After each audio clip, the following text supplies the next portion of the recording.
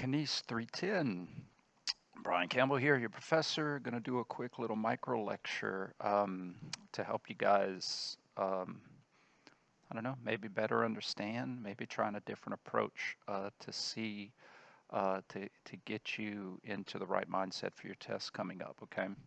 So remember that human movement is more than just distal piece moving about the proximal piece. Sometimes we move the proximal bone about the distal bone. So I'm going to come back to this analogy a couple times, but wrist flexion, wrist extension. Well, if I keep my hand here, I could have wrist extension, wrist flexion. What you saw here was as I brought, let's say I was holding on to something and I pulled myself forward, I might have wrist extension when I pull it forward, and I might have wrist flexion on my way out, but you didn't see any global repositioning or movement of my knuckles, but my wrist joint had motion, okay? Now, one of the reasons these illusions are hard to see is because of things like this that live in our world, okay? So the door is a joint articulated by the hinge, right? Hinge joint. And we're used to this in our world. We're used to seeing how the smaller door, like the distal part, moves about the proximal part, the bigger part of the wall. In addition, we always know that the door is going to move about the wall. Think of it, it's like two articulating bones, okay? The door, the wall. If you want to think of an analogy in the body, you know, since the pelvis is kind of fused in solid, you know, think of the femur articulating with the acetabulum. But unlike, so we get used to these joint motions of always the distal segment moving. And what do we call these joint motions? We have a name for these joint motions.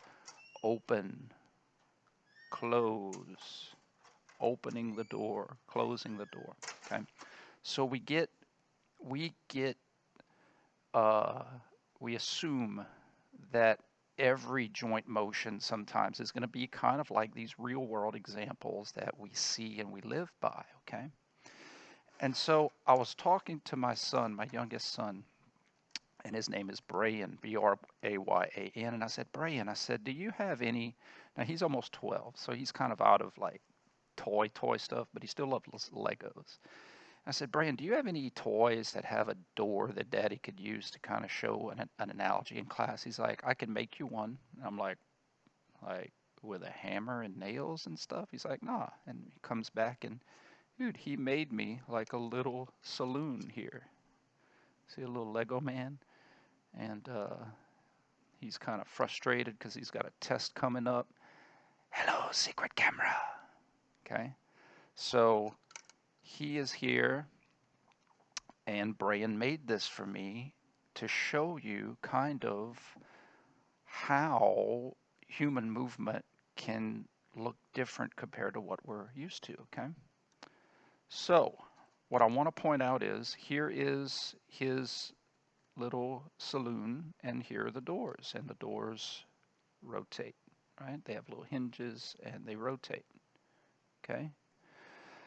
Now, if you notice, there's two doors, kind of like how we have two elbows, okay? Extension, flexion, extension, flexion. So first of all, globally, they're going to rotate two different directions globally, right? Think about it. This one is going clockwise or counterclockwise, depending on how you're viewing this. So they're going two different global directions. That's fine. But they're moving in the same way locally. Because if you think about it, these doors both opened. That's opening the door. This one opens this way, that one opens that way. Open, close, open, close. Two different global spins, but the same local motion. Why is that important? That's important for reference for what I'm about to show you, okay? Two different global spins, same local motion. Not locomotion, but local motion. So that's why flexion, extension, flexion, extension, bilateral elbow flexion, bilateral elbow extension. Two different global rotations of spin, but the same local. Open, close, open, close. Okay, so far so bad. Good. Now the fun part. Your life, you've seen these distal segments, smaller segments, move about the proximal segments, have names to them such as open or closed, and these segments never change. That's not the case in the human body. So again, what I'm trying to get you to see is you have been conditioned to fall for this trap unless you re-educate your mind to see things a little differently. This Lego saloon, I can move. He's got the whole world in his hands. I got the whole Lego world in my hands. So when you see, let's say, I'm gonna leave this one open, okay? And I'm just gonna use one just for a one-arm example. Okay. Open, close, open, close. When I open the door, this door rotates comme ça, like this, okay? But what if I didn't want to move the door? I don't have that option here. If I want to open this door, I gotta move the door. I can't move the wall. But I can do that here because I've got the whole Lego world in my hands. So what if anybody watching the What If series on Disney Plus? Pretty cool. What if I wanted to open this door without moving the door at all? How would I have to rotate the room? How would I have to rotate the wall? You know what wouldn't happen? I would not rotate the wall the same global spin. Because if I rotate them both the same global spin, you're going to have this.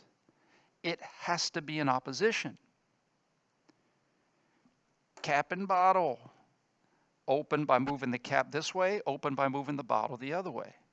So if I keep the door fixed, I am not going to open it by rotating the wall in the same way as a door. I have to open it by rotating the wall the opposite way as the door. And I open the door. See, I get to the same place.